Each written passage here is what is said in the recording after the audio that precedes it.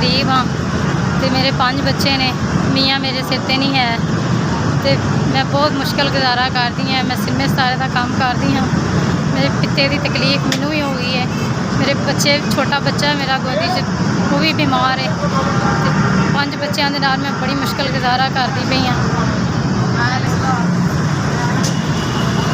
अल्लाह ताला दी ज़ात दा आसरा है, मेरा कोई सहारा नहीं है। सिर्फ यह बड़ा बच्चा है मेरा, जिन मैं बड़ी मुश्किलों के नाल मैं पढ़ा रही हूँ बच्चों को, मेरा कोई आसरा नहीं है, मेरा कमाने वाला कोई नहीं है। यस मैं ताड़ी बहुत शुक्रगुजार हाँ। तुसीं मैनूं 20,000 रुपया भेजा है। अल्लाह मियाँ तुहानूं तरक्कियां कामयाबियां देवे, इज्जतां देवे। अल्लाह ताला तुहानूं तंदुरुस्ती देवे। हर महीने मेरी मदद करदे, मैं ताड़ी बड़ी शुक्रगुजार हाँ। मेरे गरीब बच्चों के सिर ते हथ रखिया। मैं अल्लाह ताला अगे ही दुआ करती हाँ, अल्लाह तुहानूं आसानियां पैदा करे। फिर तुसीं मैनूं 20,000 रुपया दिता, अल्लाह तुहानूं सलामत रखे, तंदुरुस्ती देवे। मेरे बच्चों के सिर ते इस तरह ही तुसीं हाथ रखना। मेरे SBS अल्लाह तुहानूं तरक्कियां देवे, कामयाबियां देवे।